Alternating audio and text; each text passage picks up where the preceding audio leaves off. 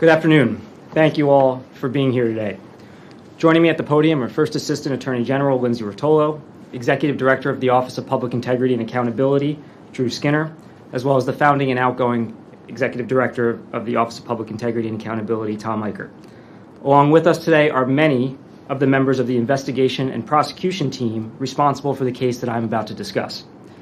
We're here today to announce the unsealing of a 13-count indictment charging George Norcross with leading a criminal enterprise, of which his 5 co-defendants in this case, along with several unindicted co-conspirators, were allegedly members. The state alleges that defendants George Norcross, Philip Norcross, William Tambusi, the former mayor of Camden, Dana Redd, Sidney Brown, and John O'Donnell committed the crime of first-degree racketeering conspiracy, among other offenses, to further the purposes of the Norcross enterprise. Let me be clear. With respect to the conduct I'm about to describe, the allegations in the indictment are merely allegations, and the defendants are presumed innocent unless and until proven guilty in a court of law. The city of Camden, once a booming industrial and manufacturing hub, has long suffered economic decline. The great hope for Camden to regain its stature as a thriving city was the revitalization of its waterfront. With sweeping views of Philadelphia, the abandoned industrial sites along the Camden waterfront had the potential to serve as the city's salvation. But as the state alleges, the Norcross enterprise manipulated government programs and processes designed to attract development and investment to instead suit their own financial desires, instead of contributing to the successes of the city of Camden. Through a series of criminal acts alleged in the state's case, the Norcross enterprise took the Camden waterfront all for themselves. As George Norcross himself allegedly said, quote, "This is for our friends," end quote. From at least as early as 2012 through the present, the state alleges that the Norcross enterprise used its power and influence over government officials to craft legislation tailored to serve the interests of the Norcross enterprise.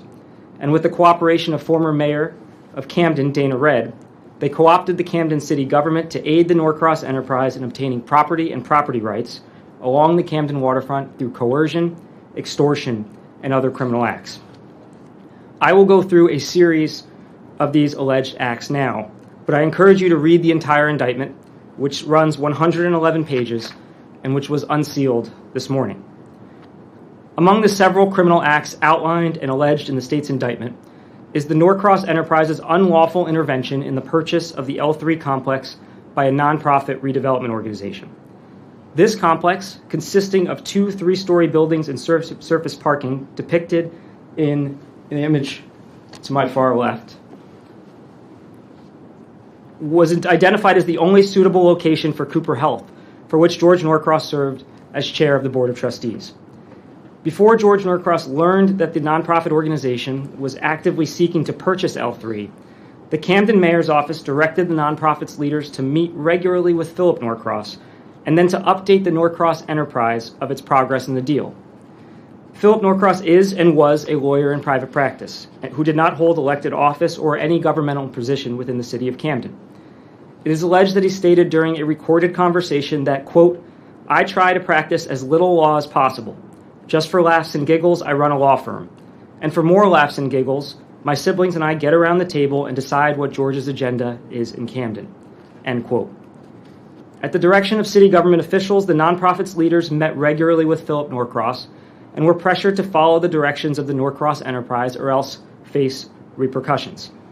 As alleged in the indictment, as a result of the actions of the Norcross enterprise, rather than partnering with the developer of their choosing and earning expected millions of dollars from the transaction and then sharing in future profits from its intended ownership of the L3 complex, The nonprofit instead partnered with the developer selected for them by the Norcross enterprise and received a mere net of approximately $125,000 in the transaction.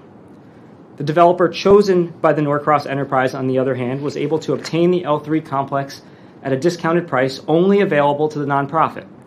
And then Cooper Health gained an ownership interest in L3, it moved into the L3 complex, and it's collected over $27 million in state tax credits from 2016 to 2022, thanks to legislation that the Norcross enterprise helped craft.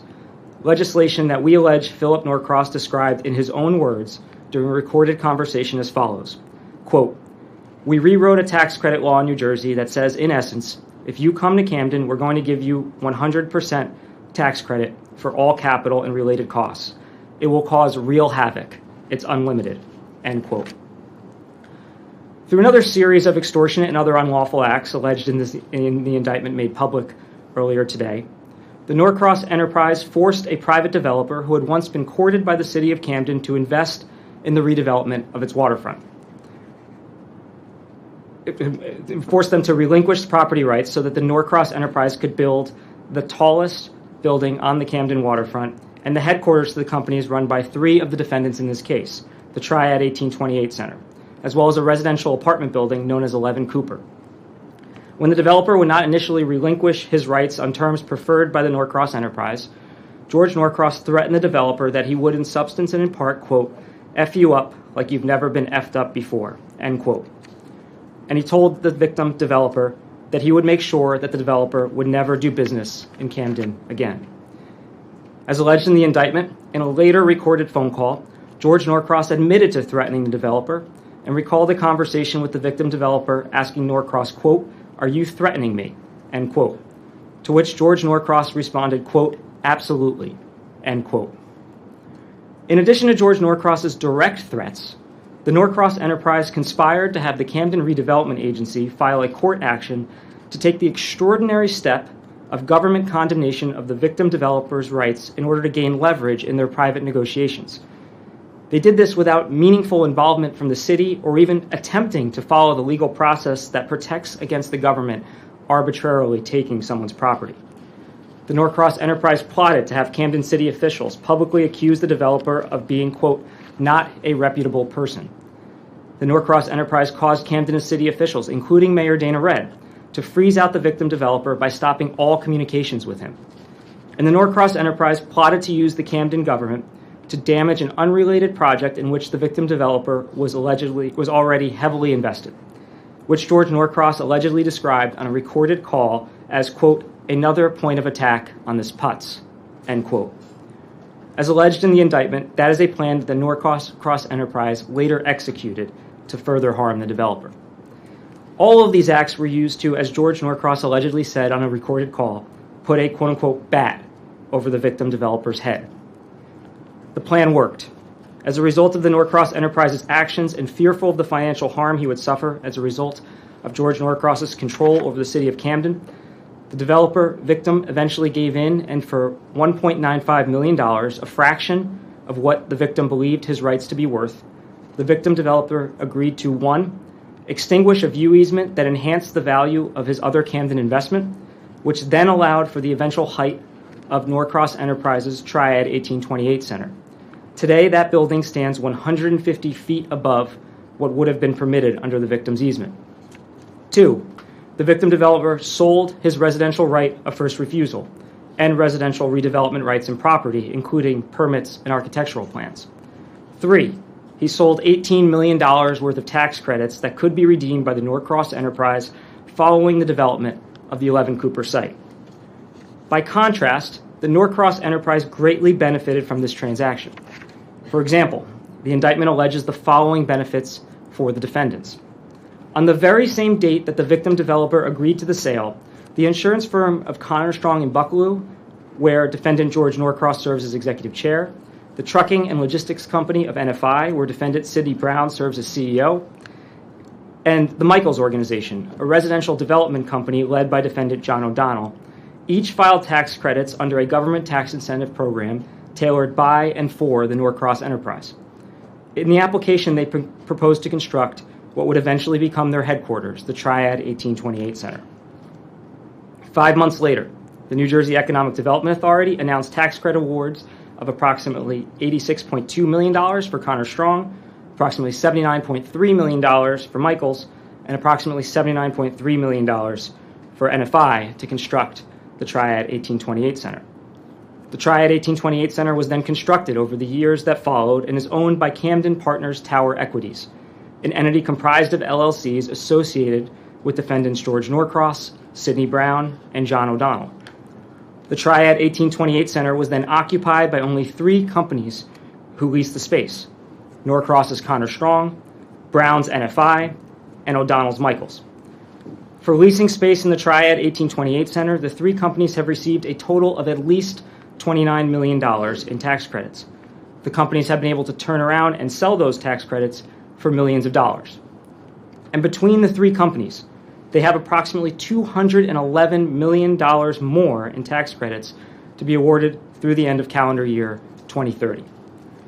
In addition, thanks to the victim developer giving up his residential right of first refusal, an entity owned by George Norcross, John O'Donnell, and Sidney Brown was able to construct the 11 Cooper residential building and obtain more than $3.5 million in tax credits to date.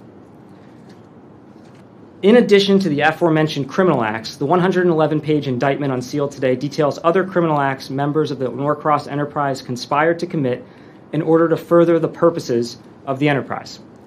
The alleged objects and purposes of the Norcross enterprise included, but were not limited to, the following: preserving and enhancing the power, reputation, and profits of the Norcross enterprise; protecting and promoting the reputation and political power of the leader of the enterprise, George Norcross, by, among other means, controlling access to the local political party apparatus, directing appointments to government positions, and using influence and control over government agencies to cause opponents to lose government contracts; enriching and rewarding the Norcross enterprise members and allies through political endorsements, appointments to public positions, influencing government contracts, and placement in lucrative private sector jobs; influencing the New Jersey legislature to pass legislation to increase tax credit awards for projects in Camden and advance the interests of the Norcross enterprise; concealing, misrepresenting, and hiding the illegal operation of the Norcross enterprise and acts done in furtherance of the enterprise from the public, from law enforcement,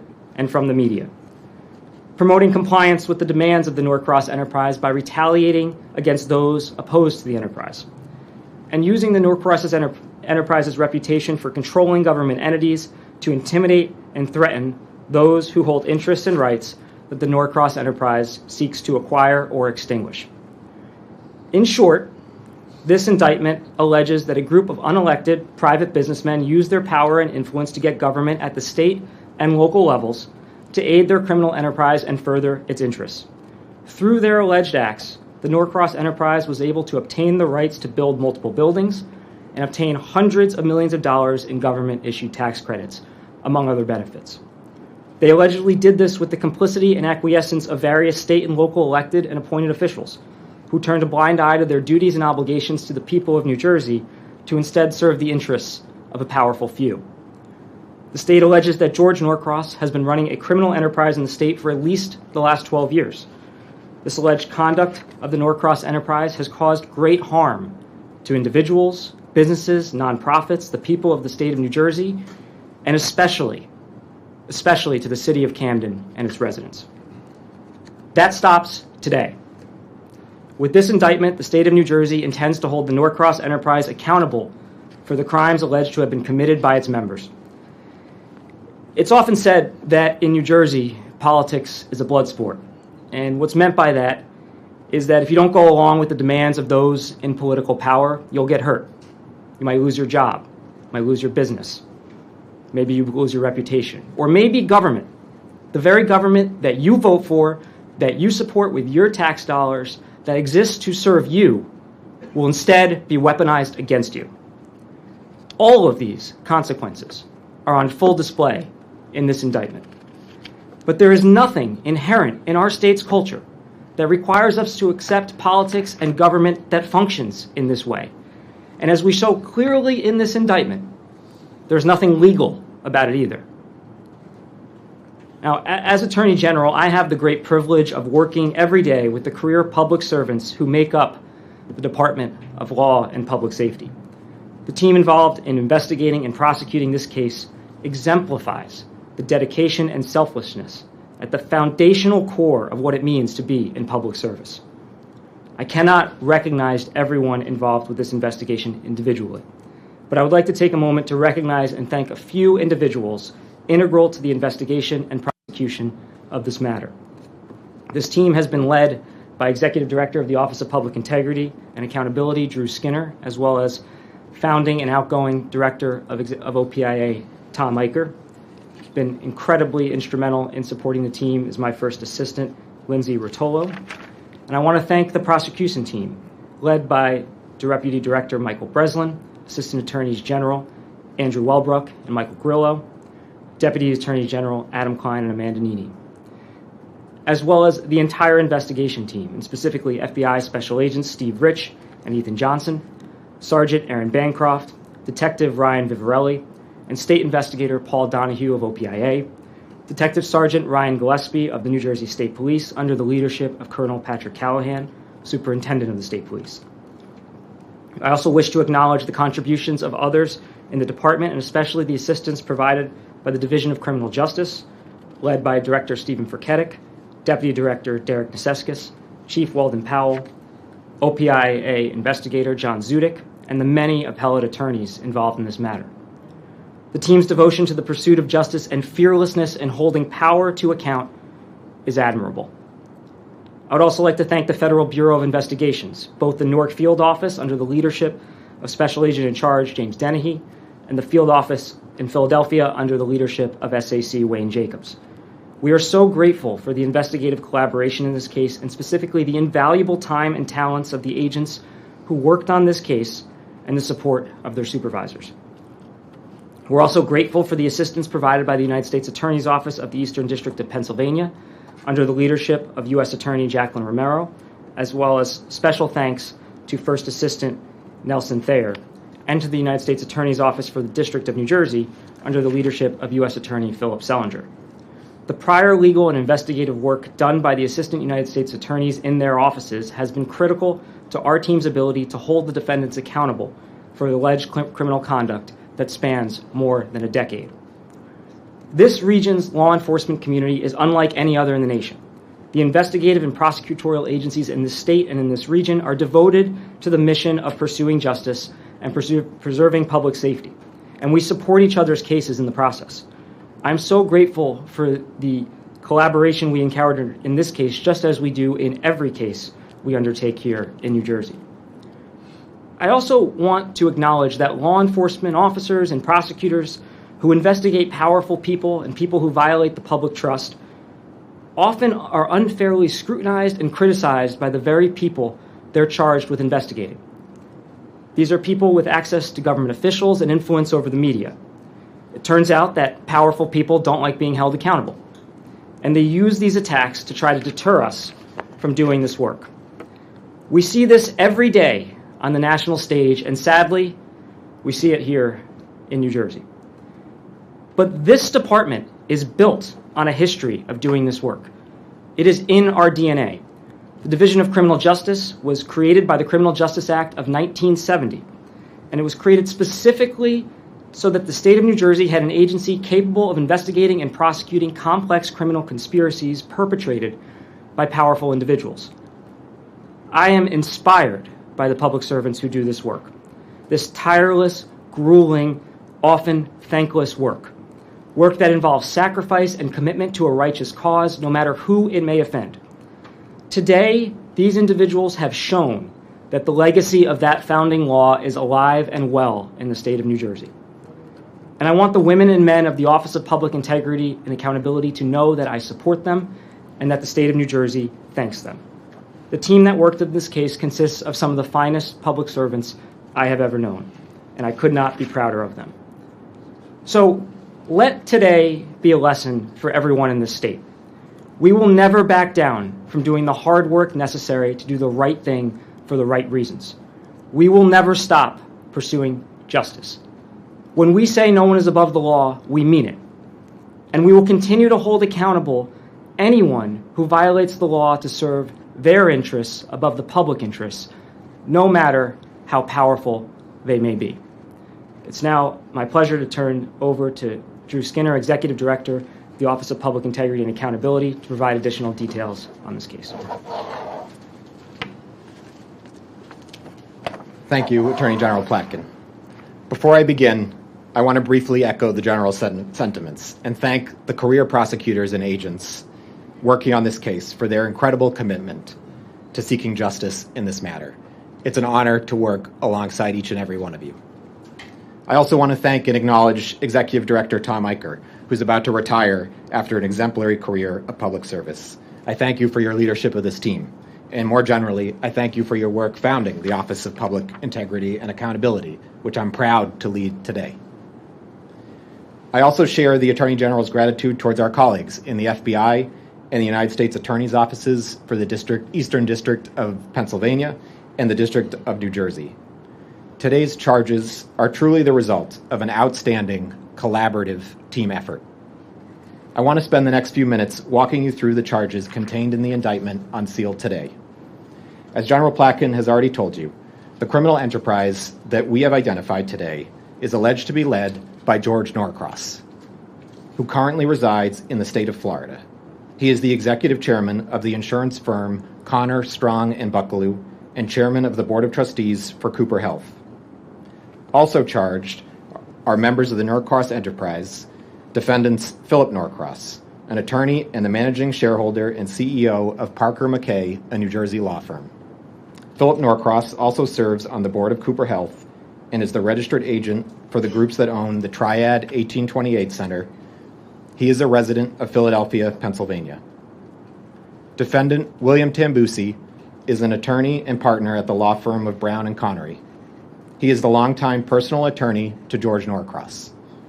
From 1989 to present, he also served as counsel to the Camden County Democratic Committee, which George Norcross chaired from 1989 to 1995.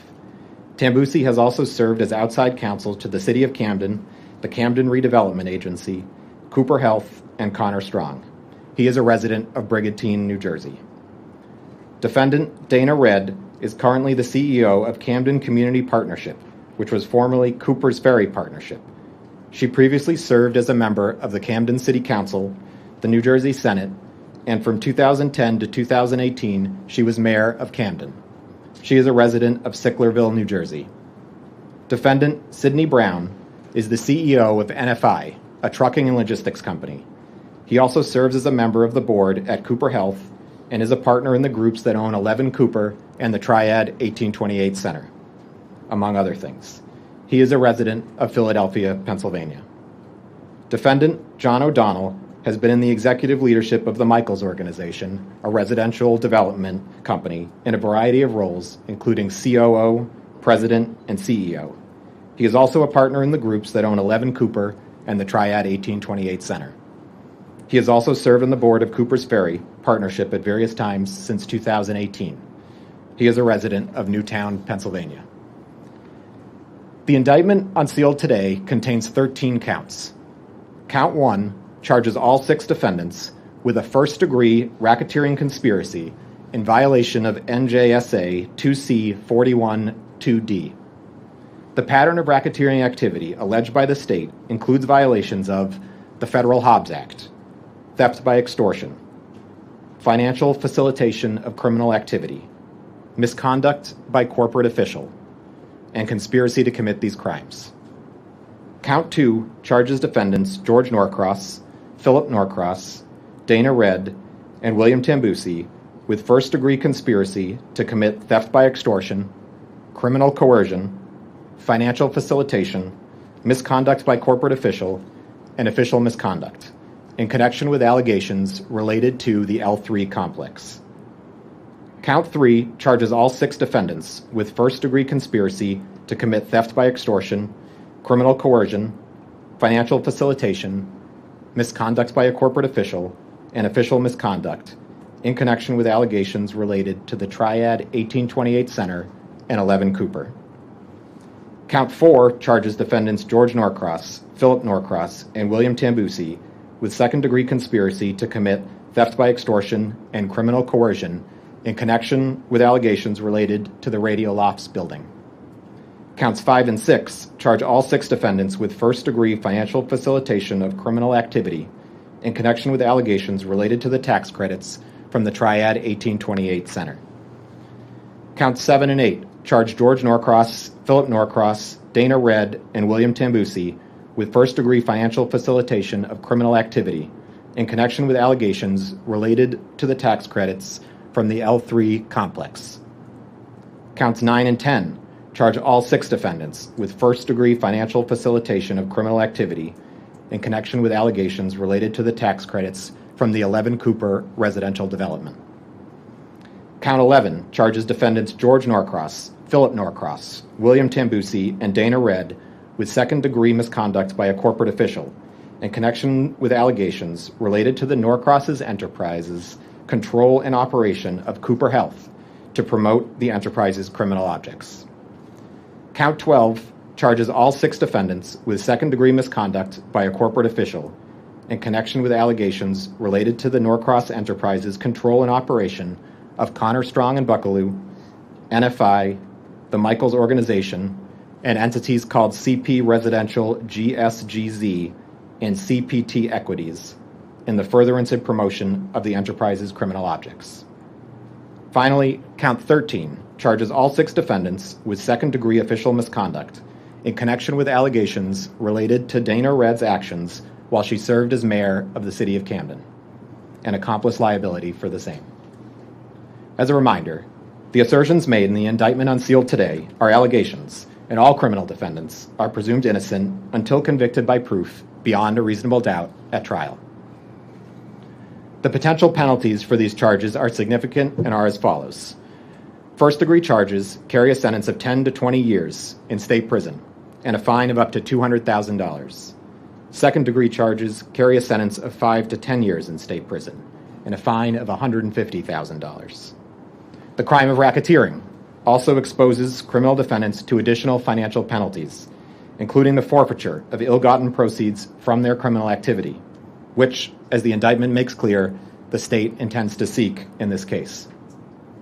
The offense of official misconduct exposes a defendant who is a public official convicted of a crime relating to her office with a mandatory minimum term of imprisonment of 5 years if convicted. While today's indictment marks the important culmination of a years-long investigation, this is only one of the many cases my office is handling. Every day, we at the Office of Public Integrity and Accountability work with our law enforcement partners across the state to root out corruption and criminal activities that create distrust in government institutions and harm the communities we are sworn to protect and serve. Again, I'm so grateful for the work of this team and the many members of my office, and I am grateful to General Platkin and First Assistant Ruotolo for their leadership in and support of this important work. Attorney General, I turn it back to you. Hey everybody, as I said earlier, we're going to take a couple of questions from the press. Andrew? Mr. Attorney General, two-part question. One, before just getting into some of the specifics of the indictment, what do you make of Mr. Norcross's presence in this room today, sitting here? And second, we have you alleged conduct dating back, I think, to 2012. Number of government agencies, public officials, private citizens, developers. How many conspirators, indicted and undicted, do you allege were involved in this period of activity? No comment on the first question. On the second, I refer you to the indictment, which again is 111 pages and lays out the full list of the conduct that we're charging. Nancy? Attorney General, you started out talking about the L3 deal and the fact that nonprofit developers were muscled out of that deal. The documents that detail the fight of that are connected to John Sheridan. He was involved in trying to fight off that deal, and John Sheridan, those documents were found on the dining room table the morning after he was murdered. what is your office looking into that case, and how do you see the murder of John and Joyce Sheridan is connected to this conspiracy you laid out today? I don't have any update on any of the other or any unrelated case to this, so unfortunately, nothing more to add there. Jeff? Is this the universe of indictments that you expect, or do you expect to see other unindicted co-conspirators? Do you expect this investigation to continue, or is this the end that we go forward with prosecution? Our work always continues, and if new evidence comes to light, we will not hesitate to bring additional charges. I think we're good. We're going to go. Thank you. Thank you, everybody.